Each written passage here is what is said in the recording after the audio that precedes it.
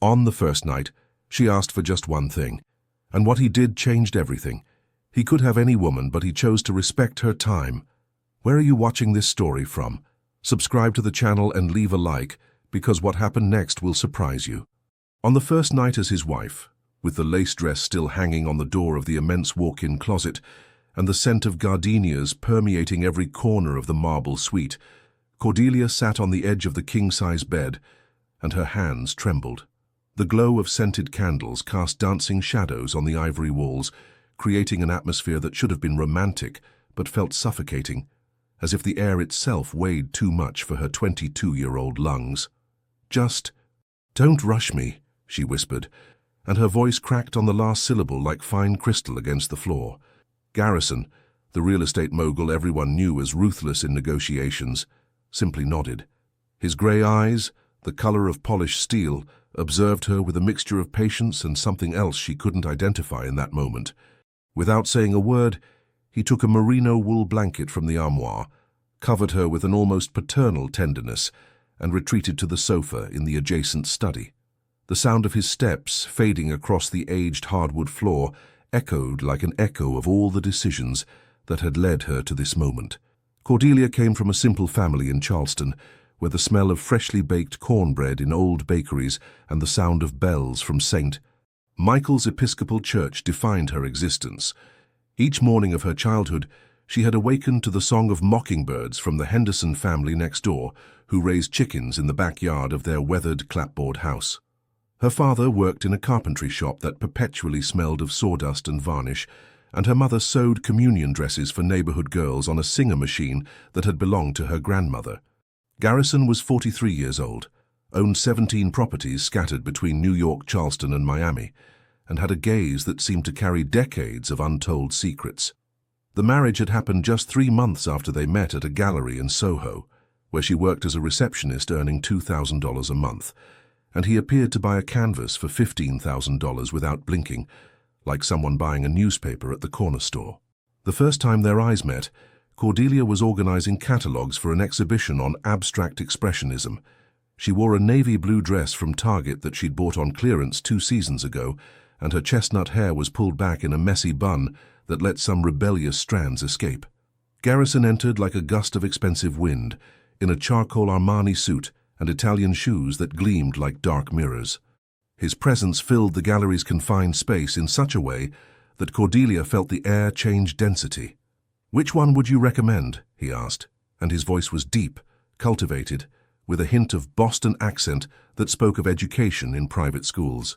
She had pointed to a painting of blues and grays, an abstraction representing a stormy sea. "This one," she said simply, without elaborating, because she didn't feel qualified to explain art to someone who could clearly buy entire galleries. He bought it on the spot, and then asked for her phone number with the same naturalness with which he'd signed the check. There are moments in life where a 3-second decision determines the next 3 years. Cordelia didn't know it then, but she had just crossed a threshold from which there would be no easy return. The first 6 months of marriage were a delicate dance of approach and retreat, like 2 boxers studying each other in the ring. Garrison woke at 5 in the morning with Swiss watch punctuality, prepared espresso in an Italian Gaggia machine that cost more than Cordelia's father's car, and left a red rose beside her cup on the Brazilian granite countertop. The roses were always perfect, without a visible thorn, with the stem cut at a precise angle, like everything in Garrison's life. She learned to navigate the hallways of the mansion in the Charleston Hills without getting lost, memorizing that the East Wing contained the library with first editions of Hemingway and Faulkner, that the second floor housed the private screening room with Italian leather seats, and that the 3rd floor was forbidden, a rule he never explained but she never questioned. At first, Whitmore, brown eyes that conveyed an almost naive kindness, like windows open to a soul without malice. An extraordinary ability to find beauty in small details, noticing how the evening light gilded the edges of the magnolia leaves in the garden, or how steam from coffee drew ephemeral shapes in the air. And a silent stubbornness that made her persist in any decision made, inherited from generations of Southern women who had survived droughts, wars, and disappointments without bending. The young wife had 3 characteristics that drew attention, even at social gatherings where she was introduced as The new Mrs. Her internal conflict was constant, a tug-of-war that kept her awake until the early morning hours. Part of her yearned to understand who the man she had married really was, while another part feared the truth would destroy the fantasy of security she had built. Because truth, as she had learned in her 22 years of life, was rarely comforting. During the 4th month, while Garrison was at a conference in Washington, D.C., Cordelia discovered a collection of old photographs in a drawer in the entrance hall. She had been looking for envelopes to mail a letter to her mother and stumbled upon them by accident. Different women, all young, all in white dresses, all captured in moments that seemed to belong to other eras. Her heart accelerated its rhythm like a war drum, and her hands began to sweat as she examined each image under the yellowish light of the Art Deco lamp. When she questioned Garrison that night, showing him the photographs on the dining table with hands that tried not to tremble, he explained serenely that they were tenants of his properties who had gotten married using the mansion's garden as a backdrop, a gesture of generosity on his part. "I like to help people start new lives," he said, with a smile that didn't reach his grey eyes. The explanation seemed reasonable, had superficial logic, but something in the tone of his voice didn't fit perfectly, like an off-key note in a symphony. Garrison's motivation, as she would discover bit by bit in the following months, wasn't simply loneliness or desire for companionship. It was something deeper, intertwined with abandonment traumas from childhood, when he grew up in state foster homes in Massachusetts, jumping from temporary home to temporary home, developing an obsessive need to control every aspect of his adult life. He had built an empire precisely because he never wanted to feel powerless again, never wanted to depend on the charity of strangers who looked at him with pity. In the 7th month, the first major transformation began to gestate like a storm on the horizon. Garrison needed to travel for 3 weeks to close deals in Boston and Miami, multi-million-dollar agreements involving the purchase of historic buildings in Boston's Back Bay and the construction of luxury residential complexes facing South Beach. It was the first time Cordelia stayed completely alone in the immensity of that 2,000-square-meter property. The first day without him was strange but liberating. Cordelia woke at 10 in the morning, something unthinkable when Garrison was home with his military routines and had breakfast in bed while watching CNN. The second day she explored rooms she had never visited, opening doors and discovering spaces filled with furniture covered in white sheets, like ghosts of past lives. The third day, the silence became deafening. The mansion without Garrison was like a stage without a lead actor, a script without dialogue. The creaks of the old wood at night amplified, the tick-tock of the German grandfather clock in the vestibule resonated like beats of a giant heart, and Cordelia found herself talking to herself just to fill the void. She called her mother 3 times the first day, but the conversations were superficial, full of omissions. How to explain that she lived in a golden cage so large she could get lost in it? It was during the 2nd week that the dynamic with Verity changed. The housekeeper, a 60-year-old woman originally from rural Virginia, with calloused hands from decades of domestic work and eyes that had seen too much, began to reveal fragments of the truth during afternoon tea with shortbread in the white-tiled kitchen. At first they were casual comments, like stones thrown into water to measure depth. "This house has seen many young women," Verity said while pouring Earl Grey tea into Chinese porcelain cups. Steam rose between them like a translucent veil. Cordelia feigned disinterest, adding 2 sugar cubes to her cup. "Tenants?" "Something like that." Verity bit a cookie, chewing slowly as if measuring each word. "Mr. Whitmore has, let's say, a pattern. He likes to rescue, transform." Cordelia's heart began to beat faster, but she kept her face neutral. Transform. The revelation came in fragments over the following days. The house had a history that preceded Cordelia by almost 2 decades. Before her there were others, not official wives like her, but women Garrison had tried to mold, educate, convert into his ideal version of the perfect companion.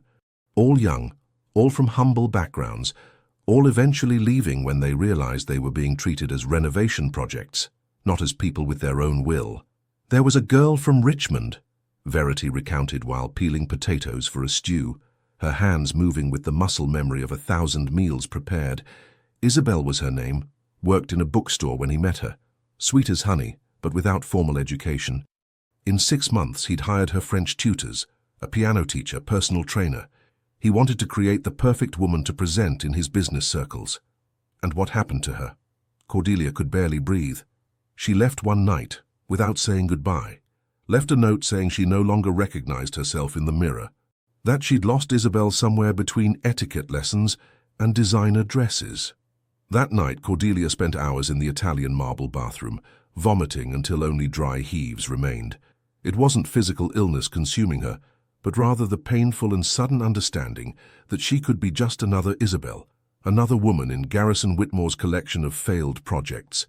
Truth is like a scalpel, necessary for healing, but the cut always hurts. And some truths hurt so much, they change the way you breathe, eat, exist. When Garrison returned from Miami with a Louis Vuitton suitcase full of clean clothes and another of signed contracts, Cordelia was different. The transformation wasn't visible in the mirror. Her hair remained pulled back in the same low bun.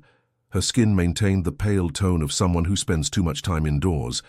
But she had changed in deeper places, in the corners of the soul where certainties and illusions are kept. She didn't confront him immediately. That would have been the impulsive reaction of her former self, the Charleston girl who believed in honest conversations and direct resolutions. But something in Verity's stories had taught her that men like Garrison didn't respond to frontal confrontations. They deflected, rationalized, justified, until they converted your truth into your paranoia. Instead, she began to observe with new eyes, like a private detective in her own matrimonial life. She noticed how he subtly chose her clothes each morning, commenting that the emerald green dress made her look too flashy for dinner with his associates, or that black aged her but navy blue projected appropriate elegance. The suggestions came wrapped in compliments, making them difficult to refuse without seeming ungrateful. "That pearl necklace I gave you would be perfect with that dress," he'd say, as she prepared to accompany him to events. And Cordelia found herself automatically searching for the necklace, fulfilling expectations she hadn't even agreed to accept. She observed how he steered conversations away from her personal dreams and toward his projects. When she mentioned her old desire to study art history, Garrison nodded distractedly and changed the subject to the next real estate acquisition in the Hamptons, as if her dreams were passing clouds and his were immovable mountains demanding all attention. She noticed how affection always came accompanied by unspoken expectations. A kiss on the forehead after she had reorganized his files according to the new system he preferred. A hug from behind when she finished preparing his favorite meal. Carolina pulled pork exactly as he liked it. Garrison's love was transactional, though he probably didn't see it that way. The 10-month period of marriage brought a bitter clarity that tasted like burnt coffee. Cordelia was losing herself, like sand slipping through fingers that didn't know how to close into a fist. The girl who had loved painting watercolors of Charleston's historic homes never touched a brush. The woman who devoured novels by Toni Morrison and James Baldwin now only read decorating and finance magazines that Garrison strategically left on the nightstand. Her voice literally had changed. She spoke more quietly, with less conviction, ending sentences in an interrogative tone as if constantly seeking approval. One November afternoon, while rain beat against the French windows with hypnotic persistence, Cordelia looked at herself in the walk-in closet's full-length mirror. The woman observing her wore a Chanel ensemble that cost 3 months of her father's salary, Jimmy Choo shoes that hurt her feet after 2 hours, and makeup applied according to a YouTube tutorial that Garrison had casually suggested she watch. But the eyes were still those of that Charleston girl, except now they carried a sadness that wasn't there 11 months ago. "Who are you?" she whispered to her reflection. The reflection didn't respond, but its silence was answer enough. That night, during an 11-month anniversary dinner that Garrison had organized at home with a private chef from New York, Cordelia barely tasted the 12-course tasting menu. He attributed her lack of appetite to a possible stomach flu and called his personal physician to schedule a checkup. Because in Garrison's world, everything had a solution. Everything could be fixed, managed, controlled. Even his wife's emotions. "You look pale, love," he said as the sommelier poured a Screaming Eagle Cabernet that cost more than the monthly rent of Cordelia's parents' house. "You should rest more." But Cordelia's exhaustion wasn't the kind that could be cured with sleep. It was the existential fatigue of pretending to be someone you're not, day after day, until you forget who you were at the beginning. The obstacle wasn't just emotional. That realization came to Cordelia one early morning while counting the wooden beams on her bedroom ceiling, unable to sleep. There was also a legal prison carefully constructed with clauses and subclauses drafted in dense legal language. Cordelia had signed a prenuptial agreement, drawn up by the best lawyers in New York from the firm Sullivan and Cromwell, middle-aged men with silk ties and smiles that didn't reach their eyes. The meeting had lasted 4 hours in a conference room overlooking Park Avenue, where they explained in terms she barely understood that any separation before 2 years would result in her leaving the mansion without any financial recourse. Zero. Nothing. Not even temporary compensation to establish herself. It's standard procedure, the lead attorney had said, sliding thick papers across the polished mahogany table. Protects both parties. But reviewing the document that night, 11 months later, Cordelia understood it only protected one party. Garrison kept everything, the properties, the bank accounts, the investments, while she would leave exactly as she had entered, except for the crucial difference that she was now marked as divorced before Charleston's conservative society. Returning meant admitting the mistake. It meant facing the "I told you so's" from the community that had whispered doubts from the beginning. Her Aunt Cordelia, from whom she inherited the name, had been especially vocal. A 43-year-old man who's never married has his reasons, and those reasons are rarely good for girls like you. It meant starting from scratch at 24 years old, without savings, without recent work experience, with a gap in her resume that screamed, "failed wife." The Soho Gallery had already hired someone else. The professional contacts she'd had faded into the social limbo where wealthy men's wives live, existing in a space between working society and true elite. But staying meant slow suffocation, like a frog in water that heats gradually until it boils alive. It meant becoming one more of the photographs in the drawer, captured in a moment of forced smile with eyes that told different stories. It meant accepting that the next 30, 40, 50 years would look like these 11 months, multiplied to infinity, until she forgot she once wanted something different. Cordelia began making calculations in notebooks she hid at the bottom of her underwear drawer, among La Perle lace bras she'd never asked for, but that filled her closet. 12 more months. 365 days until reaching the second anniversary and being entitled to fair compensation under American matrimonial laws, regardless of the prenuptial agreement she'd signed with the naivety of someone who believes love conquers legal papers.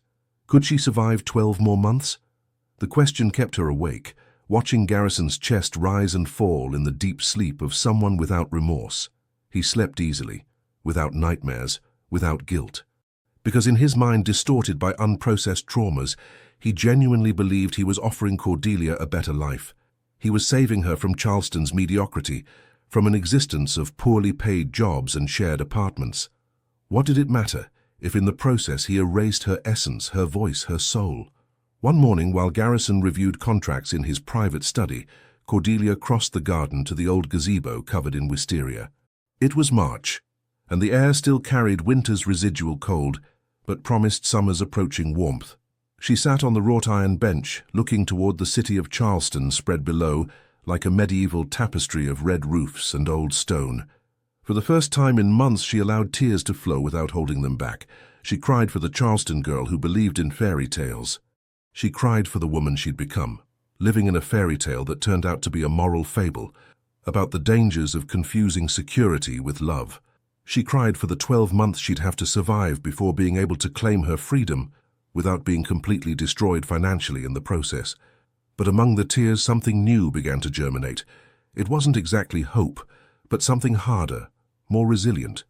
Determination. The same silent stubbornness that had made her ancestors survive droughts in southern fields.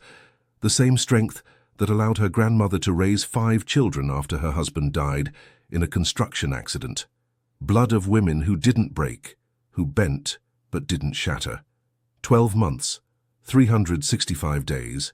It can seem like an eternity when each day weighs like a decade, but time passes. It always passes. And on the other side of those 12 months waited something Cordelia had begun to forget: freedom. In the 10th month of marriage, Garrison left the third-floor door unlocked. Cordelia discovered it by chance, or that's what she initially thought, when looking for additional towels in the second-floor linen closet, and noticed that the door that always remained closed was now ajar, letting a thread of artificial light escape. Her heart beat faster as she climbed the spiral staircase leading to the forbidden floor. Each step creaked under her bare feet, and the sound seemed to amplify in the empty mansion's silence. Garrison had gone to a meeting in New York that would last all day. Verity had Mondays off. She was completely alone. The door opened without resistance under the pressure of her trembling hand. What she found inside left her breathless. A complete photography studio occupied the space, equipped with professional Profoto lighting, backdrops of various scenarios rolled against the wall, Hasselblad cameras on aluminum tripods, and reflector umbrellas arranged with military precision. But the truly disturbing thing wasn't the equipment. It was the contents on the walls.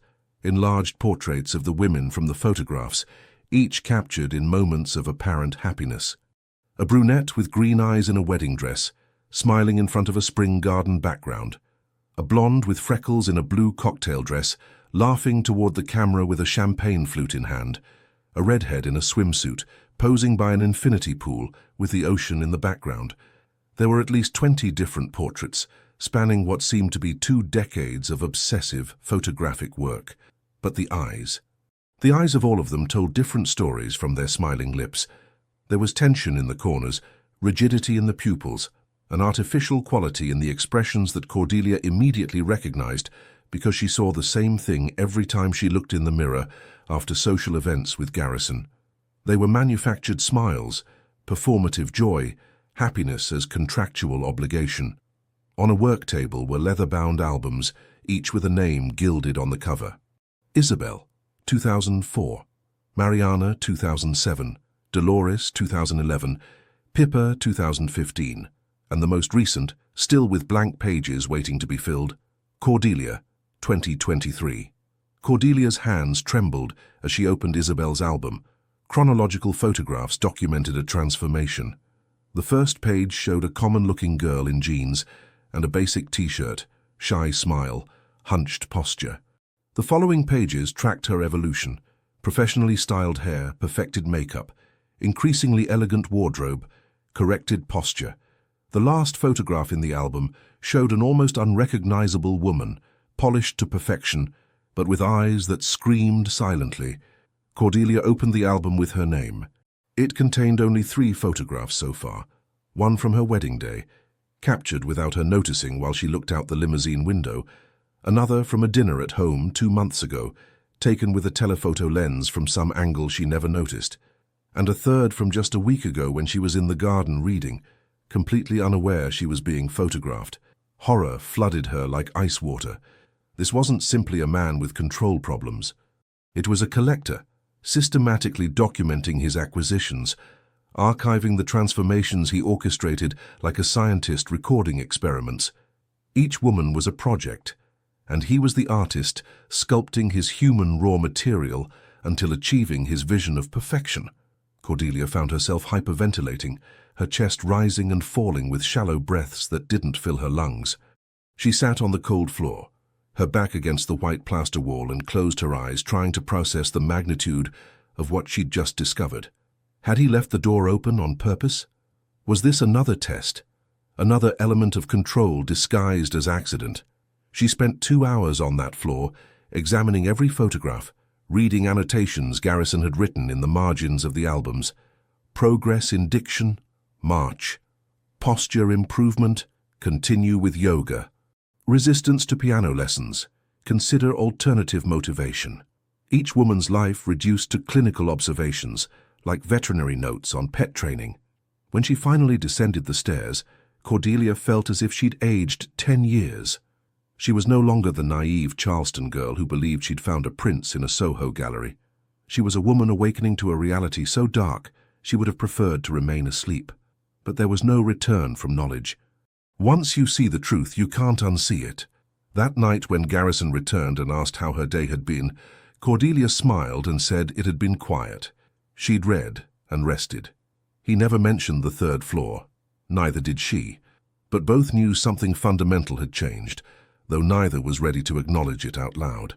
There are secrets that, once revealed, rewrite the complete history of a relationship. What Cordelia believed for 10 months was an imperfect but salvageable marriage now revealed itself as something much more sinister, a controlled experiment where she was simultaneously test subject and living museum. The true transformation in Cordelia's perception arrived in the form of a manila envelope delivered by mistake. It was noon on a sunny Thursday in April, when the rural route mail carrier serving the Charleston Hills confused the correspondence and delivered a package destined for Garrison's office directly to the mansion. Cordelia signed for receipt automatically, without thinking much. The envelope was heavy with the logo of a private investigations agency from Atlanta in the upper left corner. Security and Analysis Morgan, Discreet Services, since 1987. Something about the formality of the sender made her hesitate. She should take it directly to Garrison's study and leave it on his mahogany desk along with the rest of the mail. That's what the good wife would do. Instead, she sat on the living room sofa, the heavy envelope in her lap like an undetonated bomb, and felt an irrepressible impulse to open it. Her fingers trembled as she tore the seal. Inside, she found a bound report of 43 pages with her photograph on the cover, taken without her knowledge as she left her shared apartment in Charleston 14 months ago. The title simply read, Comprehensive Analysis, Subject, Cordelia Garcia Serrano. The first pages documented her family history with forensic detail, her parents' annual income, $40,000 combined, accumulated debts, $12,000 in loans for house repairs, her father's credit history, 2 late payments in 2021 but recovered, her mother's health, type 2 diabetes, controlled with medication, every aspect of her family privacy violated and archived. The following pages traced her educational history, high school grades, good but not exceptional, her abandonment of university after 1 year due to inability to afford tuition, College of Charleston art history major, 3 pending classes, temporary jobs, waitress at Hyman's Seafood for 8 months, sales clerk at a clothing store for 5 months, finally receptionist at Contemporary Gallery Soho. But the truly devastating part came after. Psychological profiles based on interviews with people from her past. The report cited conversations with former co-workers, old teachers, even Charleston neighbors, all unaware they were being analyzed to construct a personality profile of Cordelia. Subject demonstrates traits of emotional dependency and need for approval, likely derived from a complex relationship with authoritarian father figure. History of fluctuating self-esteem, particularly sensitive to criticism about physical appearance and intellectual capacity, vulnerable to offers of financial stability given family economic precarity, high probability of malleability under influence of strong male figure offering material and emotional security. The words hit her like invisible punches, every vulnerability catalogued, every insecurity documented, every weak point identified to be exploited. She continued reading with growing nausea. Romantic background, 3 previous relationships, all with men approximately her age, all ending by subject's initiative due to lack of stability, according to testimonies from close friends. Consistent pattern of seeking but sabotaging relationships with men without significant economic resources. Psychological evaluation indicates potential for positive response to older figures with established resources, especially if relationship is presented as rescue from difficult circumstances. There were attached photographs Cordelia never knew existed, her leaving the supermarket with shopping bags, sitting on a park bench eating a sandwich, waiting for the bus on a rainy morning, all taken during the weeks before she met Garrison at the gallery. The chance encounter was never by chance. He'd been informed of her work schedule, her usual routes, her psychological vulnerabilities. The report even included recommendations on how to approach, suggest encounter in artistic environment where subject feels competent, demonstrate appreciation for her opinions on art, project stability and resources without initial ostentation. Subject responds well to traditional romantic gestures, flowers, detailed attention, implicit promises of security. Garrison had followed the recommendations like an instruction manual. Each red rose, each question about her artistic tastes, each promise of a better life, all calculated, tested, executed with military operation precision. The last section of the report was the coldest. Conclusion: subject meets 87% of established criteria for desired profile. Recommendation to proceed with courtship phase. Identified risks: close family may present initial resistance, but financial precarity will overcome objections. Subject has high transformation potential with appropriate direction. Emotional vulnerabilities well positioned to establish lasting dependence. Cordelia dropped the report. Her hands were so numb she barely felt her fingers. The world had tilted on its axis, and everything she believed she knew about her marriage, about how her relationship with Garrison had begun, revealed itself as carefully constructed fiction. He hadn't chosen her because he fell in love with her at the gallery. He'd selected her from a catalogue of potential options, investigated like one investigates a property before buying it, psychologically profiled to determine if she'd be a profitable investment of his time and resources. She wasn't his wife. She was his most recent project, his most carefully planned acquisition. The horror she'd felt on the third floor had been just the prelude. This was the main act, the complete understanding that she'd never had free will in this relationship.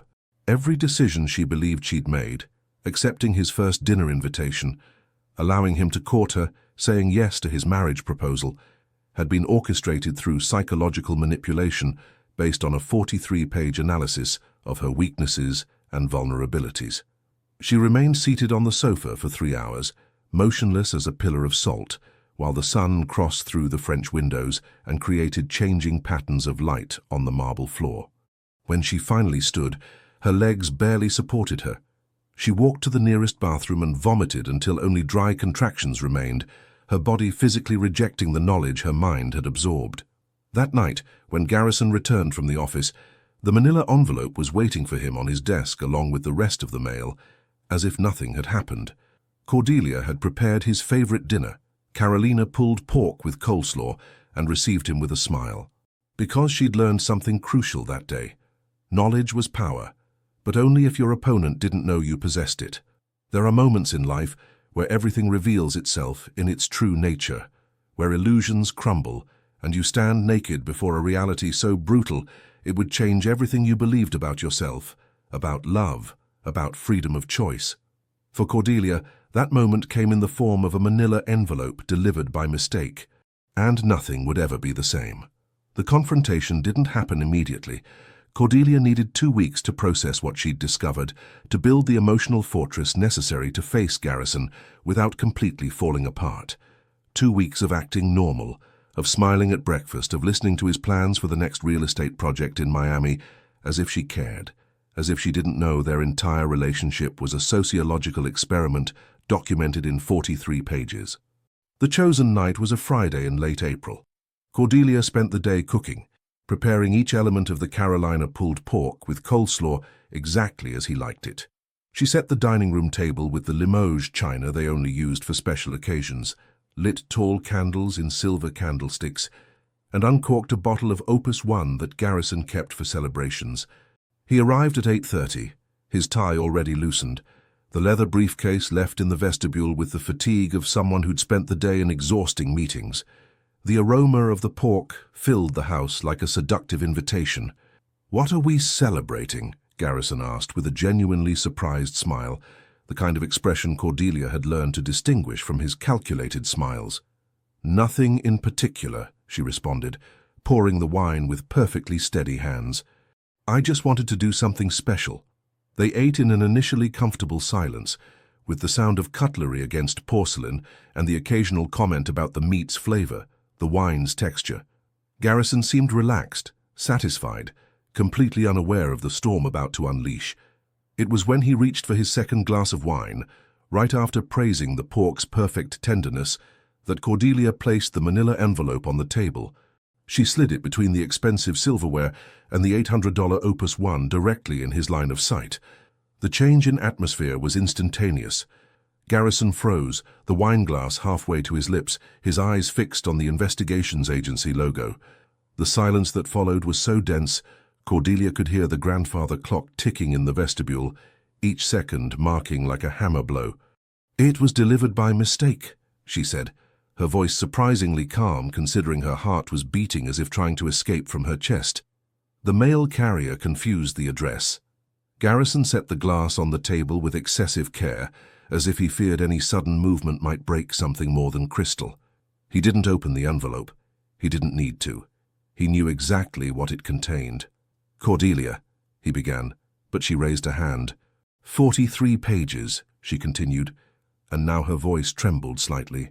43 pages about me, my family, my debts, my insecurities, my emotional vulnerabilities that made me a good candidate to establish lasting dependence. Those were the exact words, in case you're interested. Let me explain, and no. The word came out louder than intended, echoing in the dining room like a gunshot. I'm not going to let you explain, not this time, because I know exactly what you'll say. You'll say it was for protection, that you wanted to know me better before committing, that it was just reasonable precaution for someone in your position. You'll say the report exaggerated, that it drew incorrect conclusions. You'll say you fell in love with me despite what the report said, not because of it. Garrison's face had paled, but his expression remained controlled, that mask of composure he'd perfected over decades of difficult negotiations. So you've already decided what I think.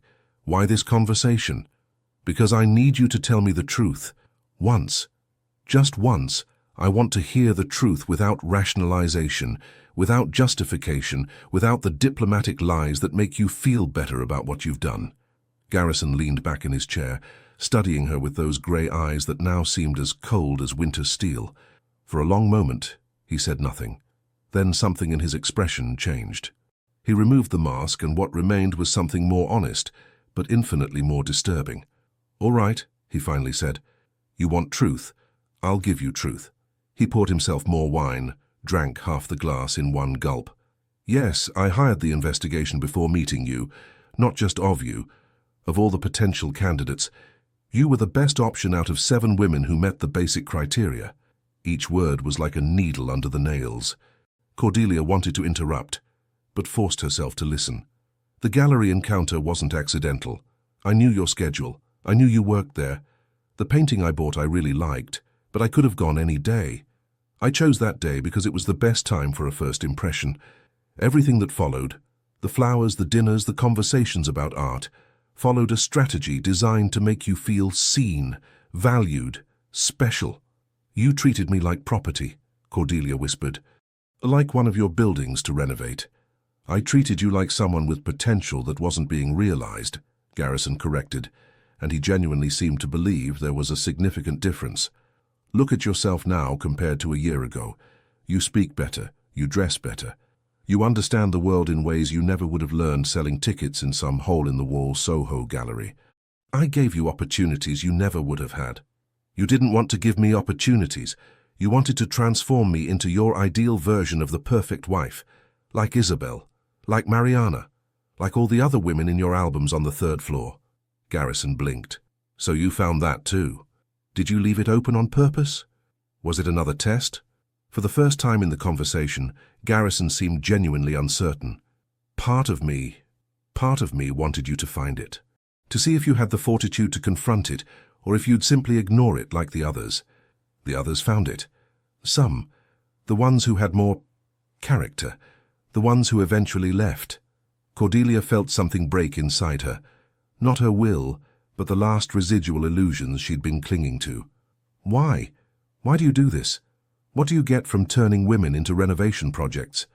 Garrison looked at his wine glass, swirling it slowly so the red liquid caught the candlelight.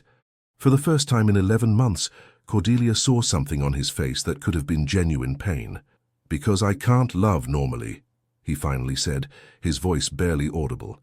"I grew up in institutions where affection came with conditions, where every relationship was transactional. I learned the only way to keep people close was being indispensable, being the one who controlled the resources, who offered stability, unconditional love. I never understood it. I only understand love you build, that you mold, that you maintain through control." It was, Cordelia realized, probably the most honest Garrison had been with her, and it was absolutely devastating, because it made his behavior understandable without making it acceptable. It explained without excusing. "I can't be your emotional rehabilitation project," she said softly. I can't save you from your traumas while losing my own identity in the process. So what do you want?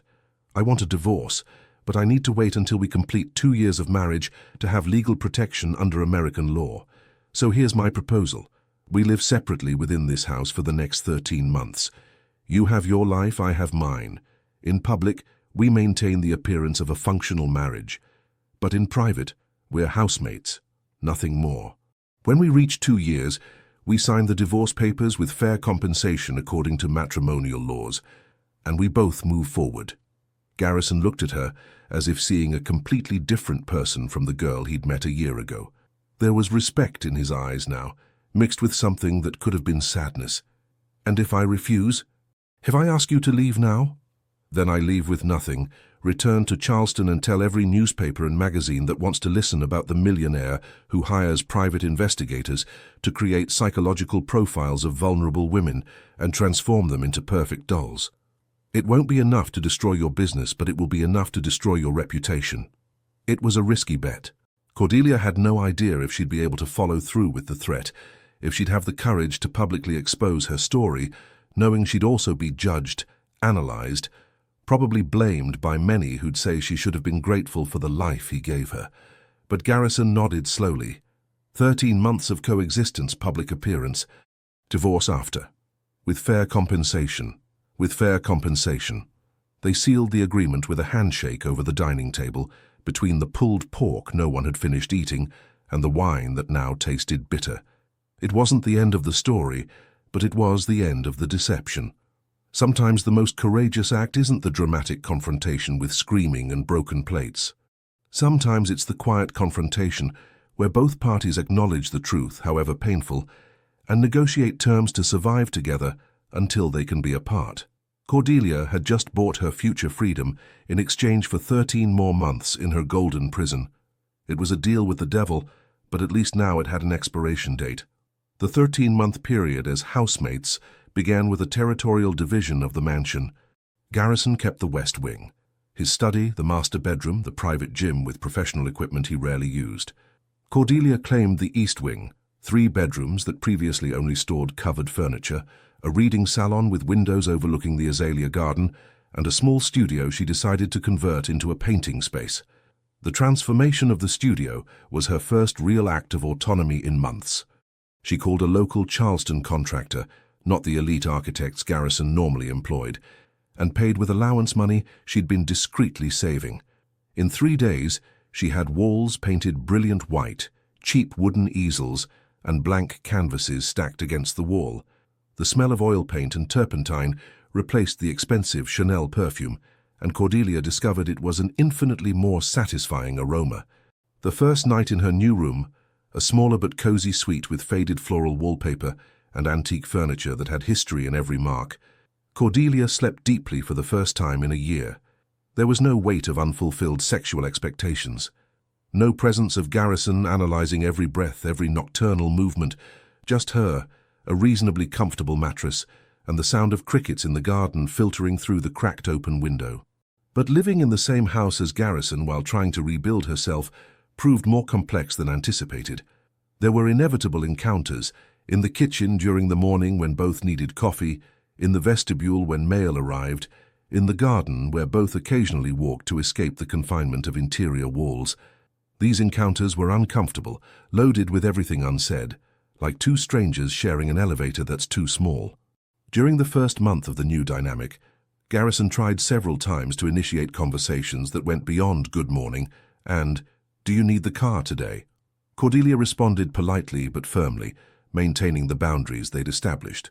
She wasn't cruel to him because she recognized that in his profoundly damaged way, he'd been trying to offer the best his fractured psyche could conceive as love. But maintaining that emotional distance required constant vigilance. There were moments, while painting in her studio with Etta James playing softly on the old radio she'd rescued from the basement, or during afternoons when she read in the garden under the shade of the century-old oak, when she felt the weight of his gaze from some distant window. It wasn't threatening, but rather melancholic, as if Garrison were observing a work of art he once owned, but now could only admire from a distance. The real complication came with social obligations. Garrison had business events that required a wife on his arm, dinners with investors at Michelin-starred restaurants, openings of his new real estate developments, charity galas where Charleston high society gathered to drink expensive champagne while pretending to care about social causes. The agreement stipulated that Cordelia had to accompany him to these events, maintaining the facade of a functional marriage. The first event was a nightmare. A dinner at Peninsula Grill with 3 couples of business partners and their wives, all women in their 40s or 50s, with impeccable plastic surgery, Tiffany jewelry, and conversations that revolved around their vacations in the Hamptons or their recent purchases at boutiques on King Street. Cordelia sat beside Garrison, feeling his hand on her lower back in public gestures of affection that felt like theatrical performance. "Your wife is charming," one of the women, Marisol, commented, while cutting her she-crab soup with surgical precision. "And so young. Must keep you youthful, Garrison." Cordelia felt the tension in her jaw, but maintained her smile. "He keeps me on my toes," she responded with double meaning that only she and Garrison understood. The night stretched endlessly. 4 hours of smiling, nodding, participating in superficial conversations about topics she didn't care about, with people who would never see her as anything more than Garrison's accessory. By the time they returned to the mansion past midnight, Cordelia was physically exhausted from the effort of performing. "You did well," Garrison said, as she removed her painfully high heels in the vestibule. "That wasn't a compliment." "It was an observation," she responded, walking barefoot toward her wing of the house without looking back. The events continued with painful regularity. A charity gala, where Cordelia had to stand beside Garrison while he gave a speech about opportunities for at-risk youth, and she had to bite her tongue not to point out the irony. An opening of his new luxury condominium in Savannah, where architects and local politicians celebrated, while Cordelia counted the minutes until she could escape. An intimate dinner at home with Japanese investors, where she had to serve as the perfect hostess, coordinating with the catering service and ensuring everything flowed smoothly. Each event was a small death of her authenticity. But Cordelia had learned to dissociate during them, to activate a performative version of herself that smiled and spoke and functioned while her true self remained protected somewhere deep inside. The only true refuge was the time she spent with Verity. The housekeeper had returned after her illness, and though Amelia remained as an additional employee, Verity continued to be the comforting maternal presence who had helped Cordelia awaken to the truth. "You look better," Verity observed one afternoon while they had tea in the kitchen. "There's light in your eyes that wasn't there 2 months ago." "I feel like I'm waking up after a year of sleepwalking," Cordelia admitted. "Waking hurts, but it's necessary." During this period, Cordelia also began taking painting classes at a community school in Charleston, a small space above a bakery in the historic district where smells of fresh bread rose through the floorboards. The teacher, Imogen, was a 60-year-old woman with hands permanently stained with pigments and a philosophy that art is therapy in disguise. The Tuesday and Thursday afternoon classes became sacred territory.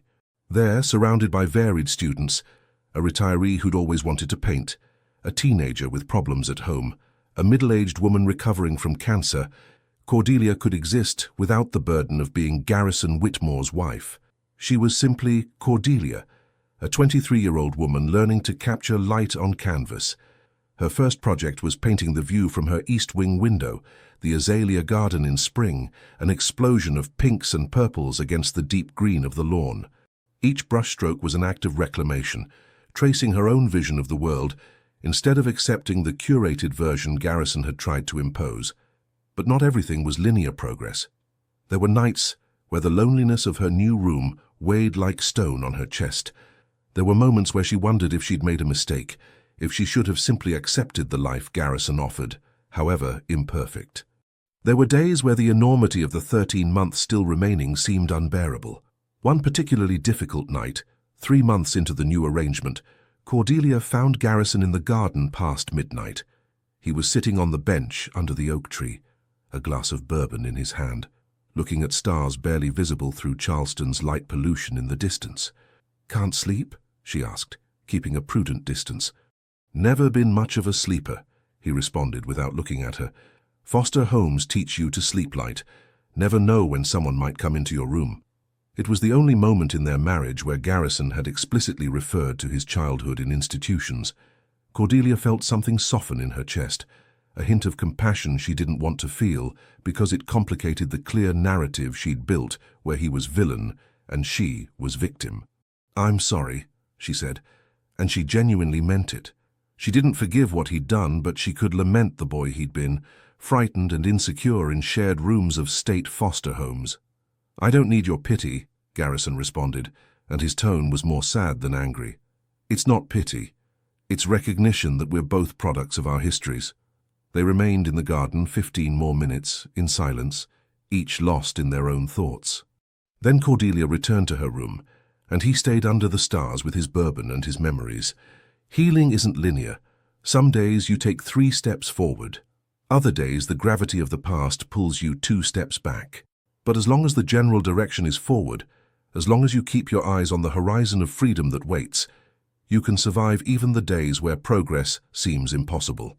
The real turning point came in the form of an Instagram message from an account Cordelia didn't recognize, a Milagros Show Reborn. The message was brief but loaded with meaning. "I know who you are. I know who you're married to. We need to talk. You're not alone." Cordelia looked at the message for days before responding.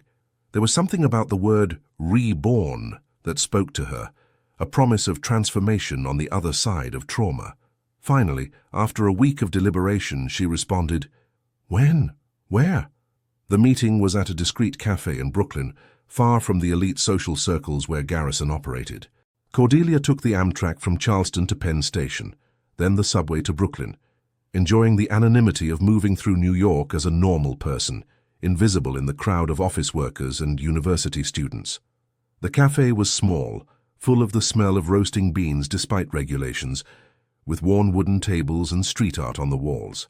Cordelia recognized Milagros immediately from the third-floor photographs. The same green eyes, but now with lines of experience in the corners. The same dark hair, now with silver threads woven through. The same facial structure, but with a confidence that wasn't present in the images from a decade ago.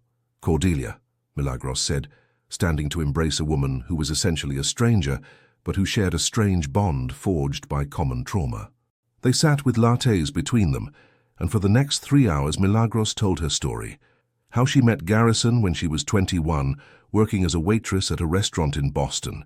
How he courted her with the same precision with which he'd courted Cordelia. How the first 6 months were magical, until the subtle transformations began. "At first I thought I was being improved," Milagros explained, her fingers tracing the edge of her cup.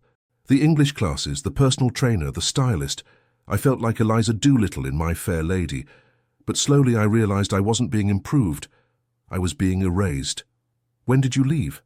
"After 2 years and 4 months, right after he signed the divorce papers. By then I'd realized that if I stayed longer, I'd never be able to recover myself." How did you survive after?" Milagros smiled, but there was sadness at the edges. "It was brutal. I went back to Boston without money, without friends, because I'd lost them all during the relationship with Garrison. I lived on a cousin's couch for 8 months. I worked cleaning houses. It took 7 years and a lot of therapy to feel whole again." "Did therapy work?" "Eventually. I discovered I had something called psychological abuse trauma. It took time to understand that what Garrison did, though never physically violent, was a form of violence. Coercive control, they call it now." Cordelia absorbed the information like a sponge, each word resonating with her own experience. "Why did you contact me?" "Because a friend sent me a Society article about Garrison and his new wife. I saw you in the photo and recognized the expression in your eyes, the same one I had. And I thought if no one warned me, at least I can warn the next one." "I already know everything," Cordelia said. "I found the investigation report. I found the photographs on the 3rd floor. I already confronted Garrison." Milagros looked at her with genuine respect. "Then you're stronger than I was. It took me 2 years to realize. It took you less than 1. But I'm trapped. The prenuptial agreement means I can't leave yet without losing everything." "I know I signed the same type of agreement." Milagros reached into her bag and pulled out a business card. "That's why I want you to meet my lawyer. She specializes in cases like ours. She can review your agreement and find ways to better protect you during the divorce process. The card read, Rochelle Fernandez, matrimonial and family attorney, expert in coercive control cases. But I have an agreement with Garrison, Cordelia objected. Live separately within the house until we complete 2 years, then divorce with fair compensation. And do you trust he'll comply? Men like Garrison don't let go easily. The truth in those words resonated. Cordelia had assumed Garrison would honor the agreement because he was honorable in business matters. But marriage wasn't business, and control wasn't a contract that could be broken without consequences. For the next hour, Milagros gave her practical advice she'd learned the hard way. Document everything. Conversations, encounters, any controlling behavior. Open a secret bank account in her own name at a different bank. Keep copies of important documents outside the house. Build a support network Garrison didn't know about. Plan the exit with military precision, because men like him always had final cards to play. The day I left, Milagros recounted, he arrived with a new contract.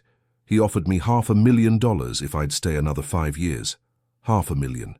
It was more money than my family had seen in 3 generations. I almost accepted. Why didn't you?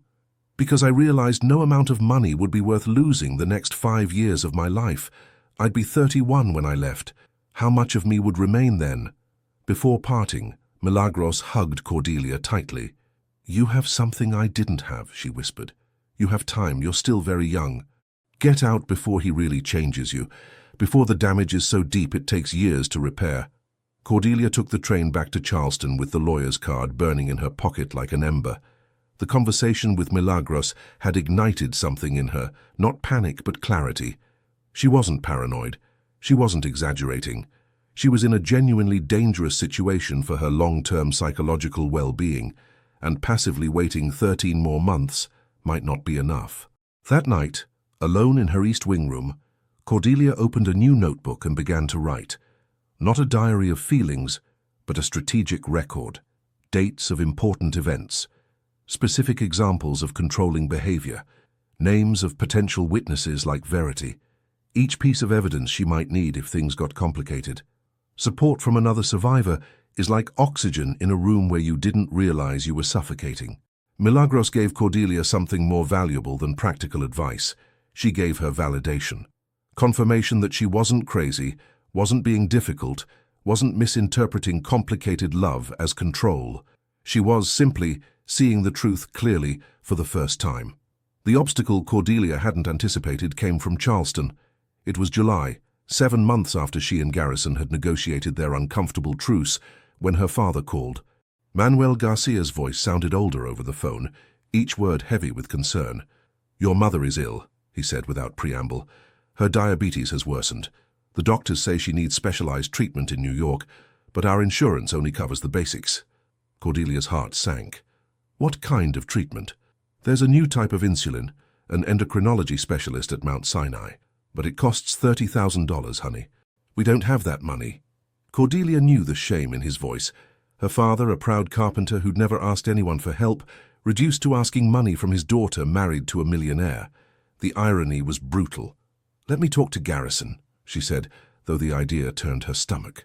That night, during one of their rare dinners in the same space, her eating salad in the kitchen, him reviewing documents in the adjacent dining room, Cordelia approached. I need to ask you something, she began, hating how her voice sounded, small and pleading. Garrison looked up from his papers, reading glasses sliding down his nose. What do you need? She explained her mother's situation. $30,000 for treatment. That could be the difference between deteriorated life and reasonable quality of life. As she spoke, she saw how Garrison's expression changed, not to compassion, but to something she recognized as opportunity. You know I'd give you the money, he said, removing his glasses and folding them carefully. Your family is my family. But, there it was, the word that converted generosity into transaction. But what? But our current arrangement isn't sustainable. Living like strangers in the same house, maintaining this charade. What if we consider a modification of the agreement? Cordelia felt cold in her stomach. What kind of modification? We could try to really be a couple again. Forget the past. Start fresh. I'd cover all your mother's medical expenses, not just this treatment, but anything she needs in the future. And your parents could stay in Charleston without financial worries.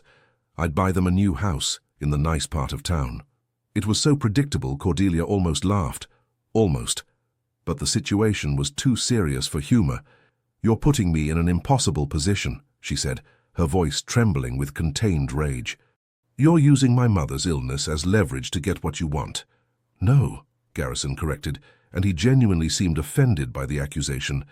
I'm offering to help your family, but I can't just give away money without it meaning something for our relationship. That wouldn't be appropriate. Appropriate? Appropriate? Now her voice rose, months of contained frustration spilling over. Nothing about our relationship has been appropriate. You investigated me like a criminal. You transformed me like a project. You documented me like a specimen. And now you're using my sick mother to emotionally blackmail me into returning to a relationship that was never real. Garrison's face hardened. I gave you a better life, beautiful home, financial security, social respect, and you repay me with resentment. You gave me a golden cage. It's not the same as freedom. They remained at a standoff, looking at each other across the illuminated kitchen, all the tension of 7 months accumulating like electricity before a storm. Finally, Garrison sighed. I'll pay for your mother's treatment, no conditions. But I want you to think about what I'm offering, an opportunity to really make this marriage work. Why? Cordelia needed to understand. Why does it matter so much? You have money. You have power. You have properties. Why do you need to have me too? For a moment something vulnerable crossed Garrison's face. Because you're the only one who stayed. All the others left in less than 2 years. But you discovered everything and you're still here. That has to mean something. I'm only here because I legally can't leave yet without financially destroying myself. Is that really all it is? Or does part of you recognize that what I'm offering, however imperfect, is better than going back to Charleston with nothing? It was the question Cordelia had been avoiding for months. Was she brave or simply practical? Was she fighting for freedom or waiting for a better exit price? Sometimes the line between both blurred. The next day, Cordelia called her parents with good news about her mother's treatment. Her father cried with relief on the phone, blessing Garrison as a generous and good man.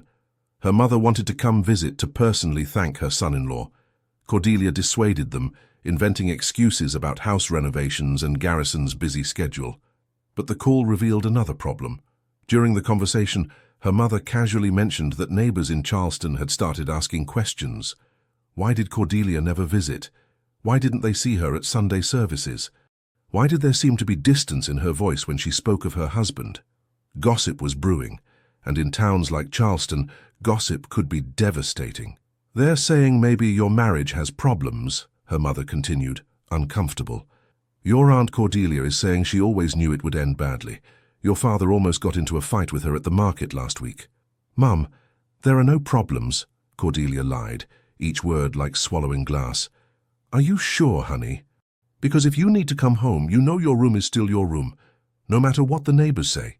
It was the validation and support Cordelia needed, but also additional pressure. If she divorced, it wouldn't just affect her life, but also her parents, who would have to live with the stigma in a small community where everyone knew everything about everyone. That night, Cordelia had her first real crisis of doubt. She sat in her studio with a blank canvas in front of her, brush in hand, unable to make a single mark. Tears fell onto the palette, mixing colors into muddy puddles. What was worse? Living a lie to protect her family from social shame, or destroying their peace with the truth of a scandalous divorce? Where did noble sacrifice end and unnecessary martyrdom begin? She called Milagros, who answered despite the late hour. He's using your family as leverage, Milagros said after hearing the story. It's what they do. They find your weak point and press. But what do? I can't let my mother suffer because I want to get divorced. Your mother wouldn't ask for that sacrifice if she knew the complete truth. The question is, are you ready to tell them the complete truth? Cordelia fell asleep that night without an answer, her dreams filled with confused images where she tried to paint, but the colors kept bleeding beyond the edges, ruining everything they touched. Family crises have a way of revealing exactly how complicated our choices are. Nothing exists in a vacuum. Each decision affects not just us, but concentric circles of people we love, who depend on us, who have built their own narratives around our lives. And sometimes the choice isn't between right and wrong, but between several types of harm, and you must choose which one you can live with most easily. Cordelia waited 3 weeks before contacting Rochelle Fernandez, the lawyer Milagros had recommended.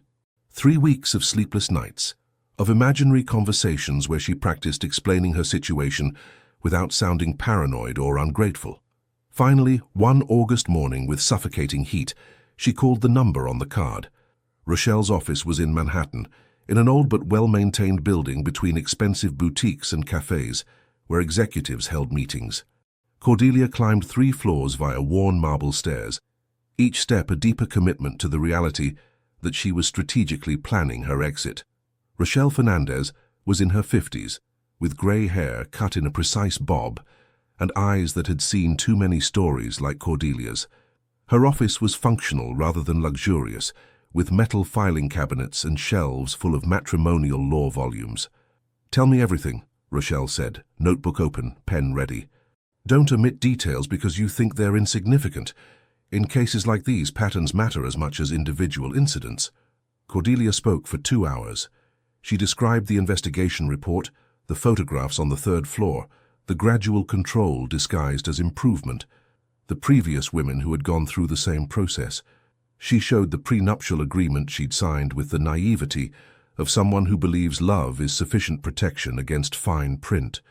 Rochelle took notes meticulously, occasionally asking questions Cordelia hadn't considered. "Did he ever directly forbid you from seeing friends or family?" "Not directly, but he created situations where it was easier not to see them."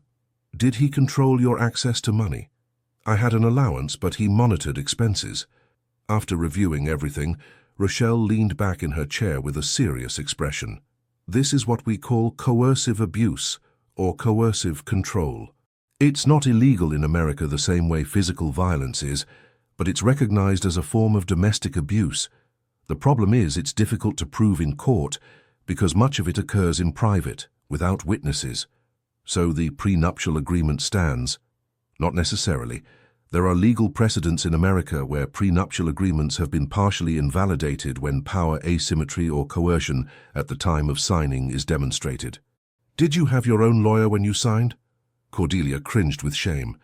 "Garrison said it wasn't necessary, that his lawyers represented both interests." "That's exactly the kind of power asymmetry I'm talking about." Rochelle leaned forward, her expression softening. "Cordelia, I'm going to be honest with you. Fighting this in court is going to be long, costly, and emotionally exhausting. But you have good chances of obtaining more than the prenuptial agreement stipulates, especially if we can document the pattern of controlling behavior." "How long would it take?" "Minimum 1 year after initiating proceedings, possibly 2, and you'd need funds to cover legal costs. Do you have access to money?" "I have about $3,000 saved from my allowance, nothing more." Rochelle nodded. "We'll work with what you have. Some lawyers specialized in domestic violence cases offer sliding scales for women in your situation." For the next hour, they built a strategy. Cordelia would continue documenting everything, keep a detailed diary of interactions, save text messages and emails, collect written testimonies from Verity and anyone else who had witnessed problematic behavior. She'd wait until completing 2 years of marriage to have basic protection from American matrimonial laws, and then initiate divorce proceedings with aggressive legal representation. "But there's something you need to understand," Rochelle warned, her tone becoming more grave. "Men like Garrison don't respond well to losing control. Once you initiate proceedings, he'll probably escalate. He may become more controlling, more manipulative. He may use financial resources to complicate the process. You need to be psychologically prepared. Do you think he could be physically dangerous? Has he ever shown violence?" "No. He's never touched me violently." "That's positive. But danger isn't always physical. It can be financial, legal, social. He may try to ruin your reputation. He may cut funding to your family. You need to prepare contingencies." Cordelia left the office with a folder full of documents, instructions on what to document, templates for witness statements, copies of relevant matrimonial laws. But more importantly, she left with something she hadn't had in months, a concrete plan with timeline and measurable objectives. The trip back to Charleston was meditative. She watched the landscape passing by the train window, rolling hills under blue sky, small towns with old churches, bridges over rushing rivers, and felt something like hope. Not the naive hope of fairy tales she'd brought to her marriage, but hope tempered by reality, strengthened by knowledge. That night, she began the systematic documentation process Rochelle had instructed. She bought a new notebook at a Charleston stationery store, a simple one with a blue cover, and wrote on the first page, "Legal Diary, August 2024. Each entry would follow specific format: date, time, what occurred, who was present, how she felt, objective evidence. First entry, August 13th, 2:30 p.m. Garrison questioned why I needed to go to New York. I asked if he didn't trust me. He responded, "I trust, but I like to know where my investments are." Use of word investments to refer to me. Verity present in kitchen, probably heard. Feeling, reduced to object, surveilled. The discipline of documenting each problematic incident had an unexpected side effect. It forced her to see patterns she'd previously normalized. The constant questions about where she was going, with whom, why. The subtle comments about her appearance. "That dress makes you look younger, but not necessarily in a good way." The interruptions when she tried to talk about her own interests.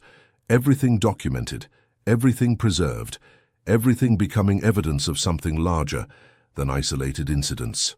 Simultaneously, she began building her secret support network. She reconnected with Charleston friends through Facebook, being careful not to reveal too much, but re-establishing connections that had atrophied. She continued her painting classes with Imogen, who unknowingly was becoming an alternative mother figure. She maintained regular contact with Milagros, who became her anchor when doubts threatened to drown her. And she began, very discreetly, to open a bank account in her own name. It was a complicated process without her own income. But Rochelle had given her a contact at a credit union that worked with women in domestic violence situations. With a reference letter from the lawyer and the savings she'd accumulated, she managed to open an account where she deposited small amounts each week, building an emergency fund Garrison didn't know about. Each action was small. Each step was prudent. But collectively, they were building the architecture of liberation. 2 months after the meeting with Rochelle, during a silent dinner where each ate in separate spaces of the large kitchen, Garrison asked a casual question. "You went to New York last week?" Cordelia felt ice in her veins, but kept her voice neutral. "Yes, to painting classes. Your teacher is in Charleston. Imogen organized a workshop with a visiting artist. It was in New York." "Interesting. Because when I called the school to send flowers for your birthday, they said there was no workshop that week." Cordelia's heart beat faster, but years of practicing composure at social events served her well. "It was a private workshop, not official. But how thoughtful of you to want to send flowers." The lie was obvious to both. Garrison knew she'd been in a meeting with a lawyer. Cordelia knew he knew, but neither said it aloud. It was a dance of mutual recognition. She was planning her exit, and he was monitoring every move. That night, Cordelia slept with her phone under the pillow, aware that the game had entered a new phase. It was no longer passive waiting until completing 2 years. It was a chess game where each move mattered, and a mistake could be costly. The path to freedom rarely is a straight line. It's a series of careful maneuvers, meticulous documentation, patient construction of resources and support networks. It's not dramatic as movies suggest. It's tedious preparation work day after day, maintaining 2 simultaneous realities: the life you appear to live and the life you're secretly building toward. The precarious balance Cordelia had built fractured in October when Verity suffered a heart attack. The housekeeper was cleaning second-floor windows when the pain in her chest became unbearable. Cordelia found her collapsed against the wall, face grey, breathing shallow. The ambulance arrived in 18 minutes that felt like hours. Cordelia rode with Verity to Medical University of South Carolina, holding the older woman's hand while paramedics worked. In the emergency room, while doctors assessed the damage, Cordelia realized Verity wasn't just an employee or confidant. She was the only person in that mansion who genuinely cared about her as a human being, not as a project or possession. Verity survived, but her recovery would require months. The doctors were clear. She couldn't return to physically demanding work. She needed rest, cardiac therapy, constant medication. Garrison, with his characteristic generosity that always came with complicated undercurrents, agreed to pay all medical expenses and maintain her salary. But that meant the house needed a new head housekeeper. Amelia, who had been the secondary employee, was promoted, and with that promotion came a fundamental change in the house's dynamic. Amelia was 32 years old, with military efficiency in every movement and clear loyalty to whoever paid her. She didn't have Verity's maternal sympathy, nor her willingness to see complexities in situations. For Amelia, Garrison was a generous employer, and Cordelia was a lucky wife who didn't sufficiently appreciate her privileged situation. The changes were subtle at first. Amelia began reporting to Garrison about Cordelia's activities. When she left, when she returned, who called? Not in an obviously malicious way, but as part of keeping him informed about the house. But the effect was creating an atmosphere of constant surveillance. One afternoon, Cordelia discovered Amelia organizing her painting studio without permission, just trying to help keep everything tidy, but her brushes were in the wrong order, her canvases reorganized in ways that interrupted her creative process. When Cordelia objected, Amelia apologized profusely, but with an undertone that Cordelia was being difficult. "Mr. Whitmore just wants you to be comfortable," Amelia said with a smile that didn't reach her eyes. "Why make it so complicated?" It was subtle gaslighting. Any objection from Cordelia to privacy invasions was reframed as her being problematic, unappreciative, creating problems where none existed. And because Amelia reported everything to Garrison, any complaint from Cordelia about Amelia reached him, filtered through the employee's perspective. Mrs. Whitmore is being difficult again. Without Verity as an ally in the house, Cordelia felt more isolated than ever. The mansion, which already felt like a prison, now had a guard actively working for her jailer. The defining incident occurred in November. Cordelia had hidden her legal documentation notebook under loose floorboards in her closet, a place she thought was safe. One afternoon, she returned from her painting classes to discover Amelia had reorganized the closet as a surprise, and the notebook was on her bed, obviously found and probably read. Her heart stopped. Weeks of meticulous documentation, each incident recorded, each pattern identified, each piece of evidence for a legal case, all exposed. She frantically checked the notebook. All the pages were still there, but the damage was done. Amelia knew. And if Amelia knew, Garrison would soon know. That night, during dinner where the tension was so thick it could be cut with a knife, Garrison finally spoke. "Amelia mentioned she found something interesting while cleaning your closet." Cordelia maintained composure, though every nerve screamed. "Oh? A notebook with dates, observations. It caught her attention because it seemed legal in nature. It's my personal diary. Personal diaries usually contain feelings, reflections, not forensic record of conversations with witnesses cited and admissibility assessments as evidence." There was no point in denying. "I have a right to process my experience in the way I choose." Garrison set down his fork with controlled precision. "You're building a legal case against me. I'm protecting my interests. After everything I've given you. You gave me a golden cage. It's not the same as freedom, Garrison. How many times do I have to say that before you understand?" For the first time in their marriage, Cordelia saw something on Garrison's face that could have been genuine pain. Not the performative pain he used to manipulate, but something more real, more deep. He seemed genuinely confused that his attempts to improve her were perceived as prison instead of gift. "I never chained you," he finally said. "You could have left whenever you wanted. With nothing, without resources, financially destroyed. After signing an agreement, your team of expensive lawyers prepared, and I signed without legal representation because you assured me it wasn't necessary. That's not freedom, Garrison. It's an illusion of freedom with penalty for exercising it." The silence that followed was more honest than any previous conversation, both finally seeing their relationship without illusions, without rationalizations. It was, in its essence, a power battle disguised as marriage. And now that both recognized it, the rules were changing. "What do you want?" Garrison finally asked. "I want to leave. With dignity. With compensation that allows me to rebuild my life without financial ruin. And I want you to stop surveilling me like a prisoner. until that day arrives. And if I refuse, then I'll take every piece of evidence I've gathered to court, the private investigation report, the photographs from the third floor, testimonies from previous women like Milagros, records of controlling behavior. It may not destroy your real estate empire, but it will destroy your reputation. And I suspect for a man like you, reputation matters more than money. It was a partial bluff. Cordelia didn't know if she'd have the courage to make everything public, to expose herself to the scrutiny and judgment that would come with accusations against a rich and influential man. But Garrison didn't know that. He studied her for a long moment, calculating odds as he did in business negotiations. Finally, he nodded. "We'll end this marriage with a civilized agreement. I'll give you fair compensation, but we'll keep this private without damaging either of our reputations. I accept those terms." They didn't seal with a handshake this time. It was a colder, more transactional pact, but at least it was honest. That night, Cordelia called Rochelle to update her on the situations. The lawyer listened carefully, then said, "You need to get out of that house soon. If you've reached the point where he knows you're building a case, the atmosphere will become increasingly toxic. Do you have somewhere to go?" Cordelia hadn't considered that.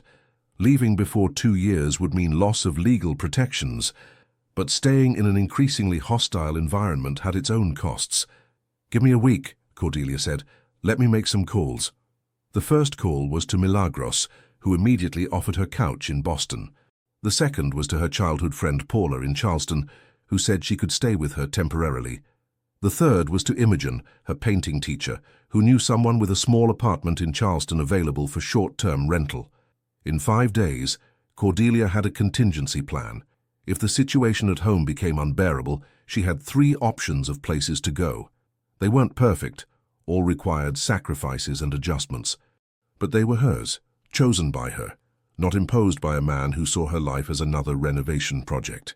The revelation that you're being surveilled in your own home, that every movement is reported, that your privacy has been completely compromised, activates primal survival instinct.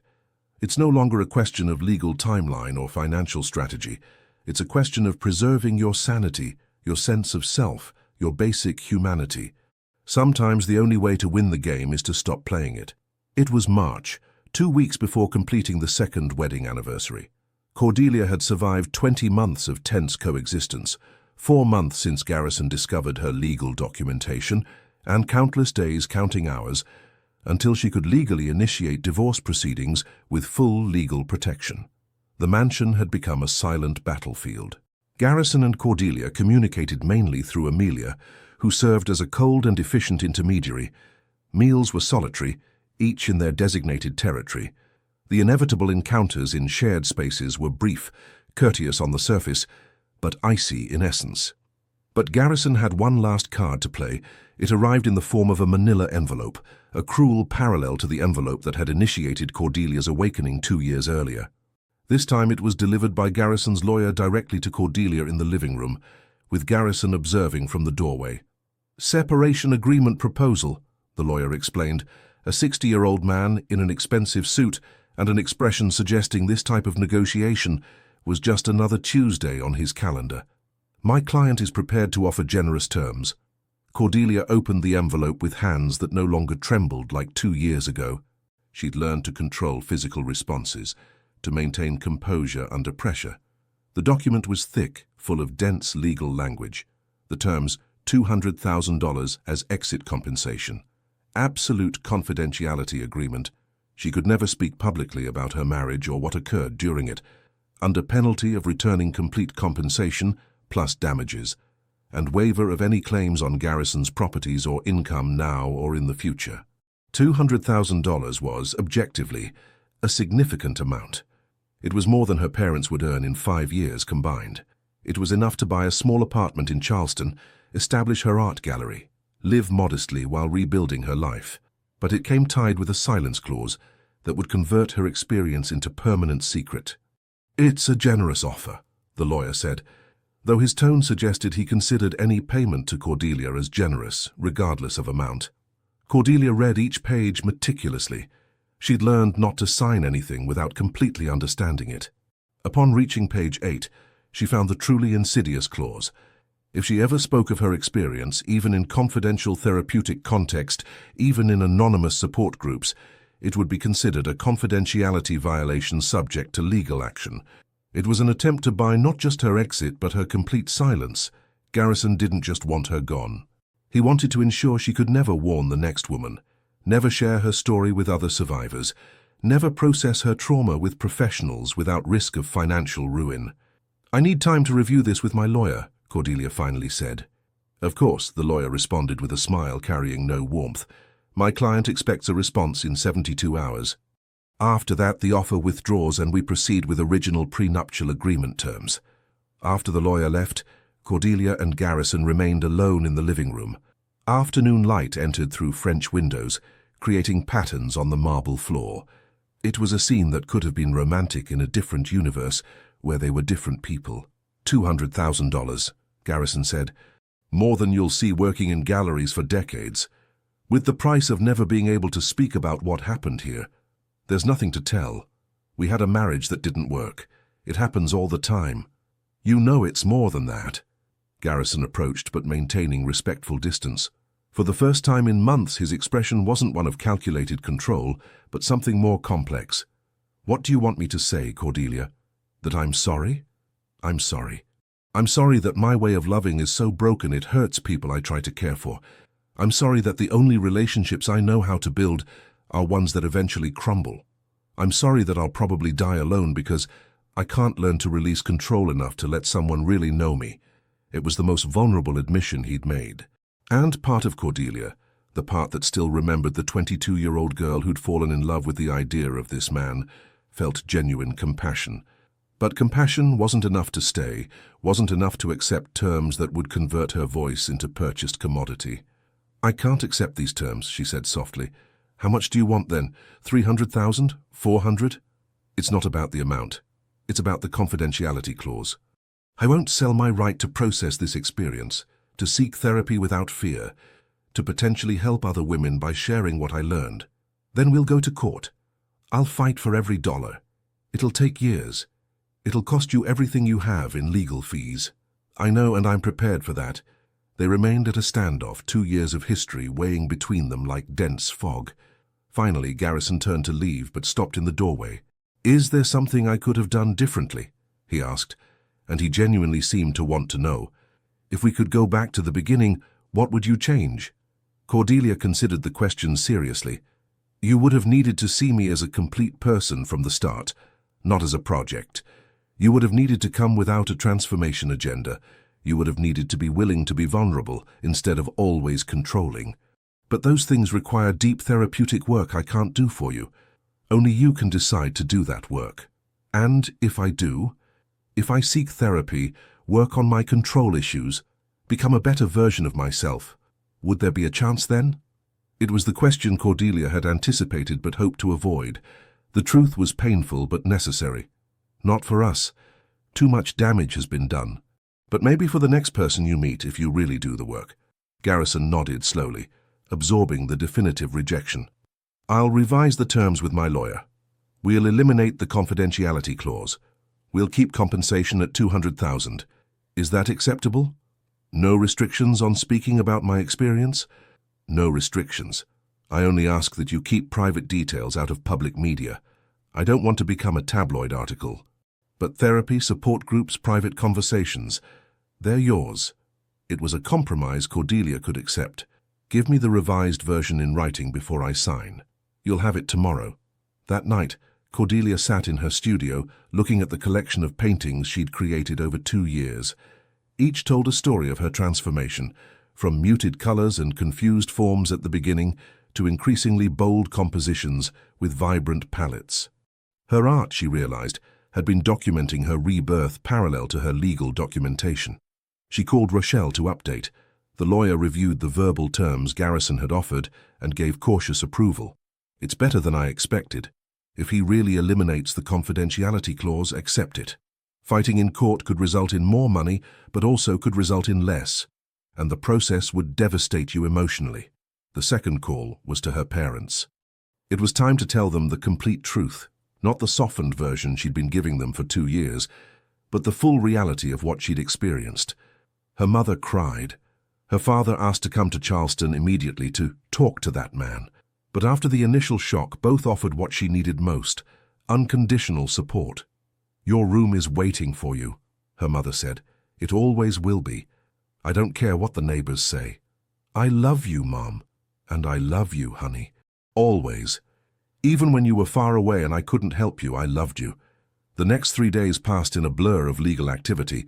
Garrison's lawyer delivered a revised version of the agreement that effectively eliminated confidentiality restrictions. Rochelle reviewed it line by line, looking for hidden traps, but the document was surprisingly clean. The signing day was a rainy Thursday in March, 2 days before their official second anniversary. They met at a notary's office in Charleston, neutral territory belonging to neither of them. Garrison arrived with his lawyer, Cordelia with Rochelle. They signed documents without ceremony, without prolonged eye contact. When it was done, when the last paper carried the last signatures and notarial seals, Cordelia felt something breaking and simultaneously healing inside her. It wasn't simple relief nor pure sadness. It was the complexity of closing a chapter that had been simultaneously transformative and traumatic. As she left the notary's office, Garrison caught up with her on the rainy street. "Cordelia." She stopped, but didn't approach. "I hope you find what you're looking for, whatever it is. I hope you seek the help you need so the next person doesn't suffer what I suffered." He nodded. And then, for the first time in 2 years, he hugged her. Not possessively, not with an agenda, but with something like genuine affection and remorse. She allowed the hug briefly, then separated. "Goodbye, Garrison." "Goodbye, Cordelia." They walked in opposite directions on the rain-wet street, each toward completely different futures. The moment of greatest power isn't when you scream your truth from rooftops. It's when firmly, quietly, you establish your terms and walk toward the life you chose, not the life someone else designed for you. It's when you recognize that closing the door isn't failure, but an act of profound self-care. It's when you finally understand that true love, whether romantic, familial, or self-love, never requires you to lose yourself in the process of finding it. 3 years later, on a sunny June day, where ocean breeze carried salt and promise, Cordelia opened the doors of her gallery in Savannah. It wasn't a large space, just 600 square feet on a charming street in the historic district, but it was completely hers. The smell of fresh paint, mixed with the aroma of pralines from the shop next door, created an atmosphere that was everything opposite of the sterile Charleston mansion.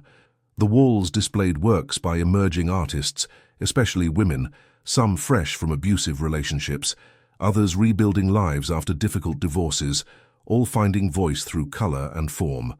Cordelia had named the gallery Reborn, a word that encapsulated both her own story and the space's mission.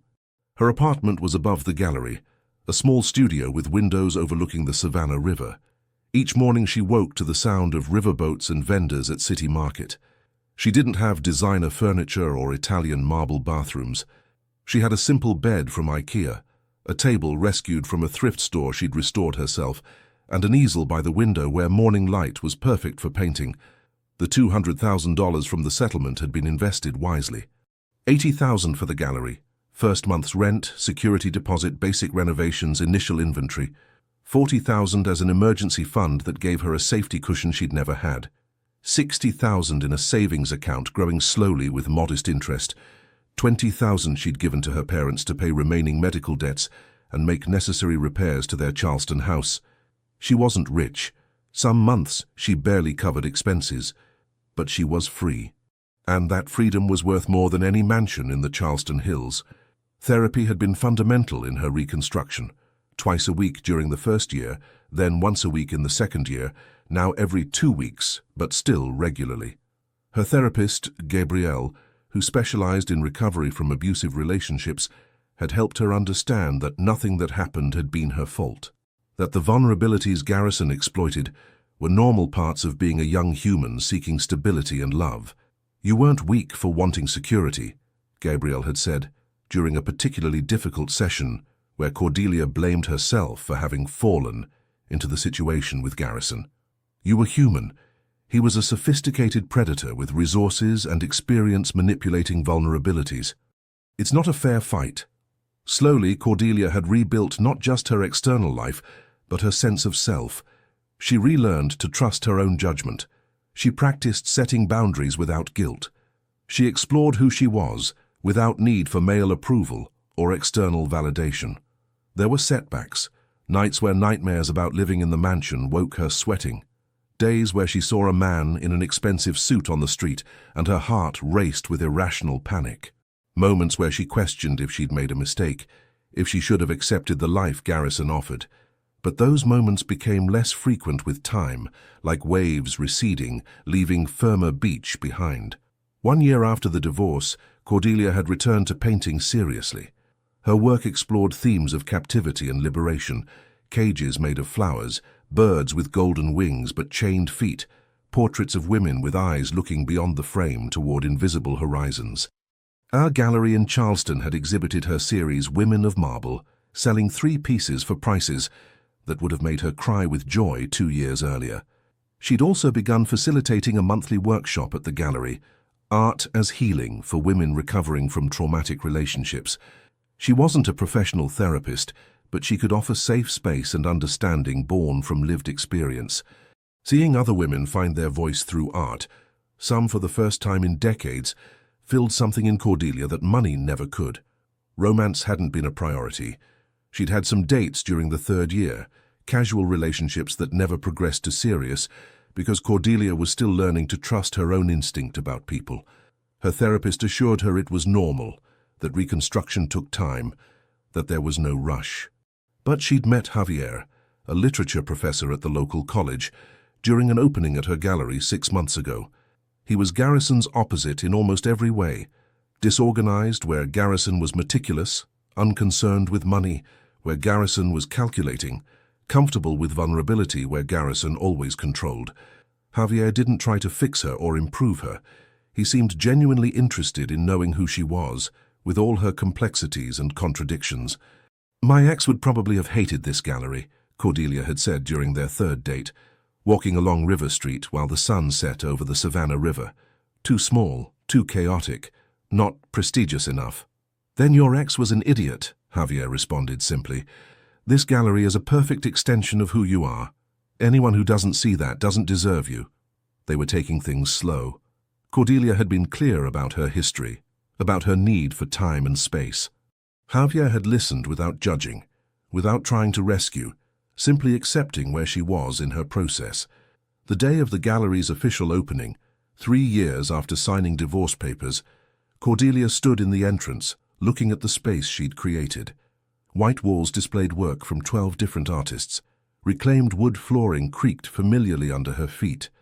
Natural light entered through large windows she'd insisted on installing, though it added costs. Milagros had traveled from Boston for the opening. The 2 women hugged for a long time in the entrance, sharing understanding that only survivors of similar experiences could.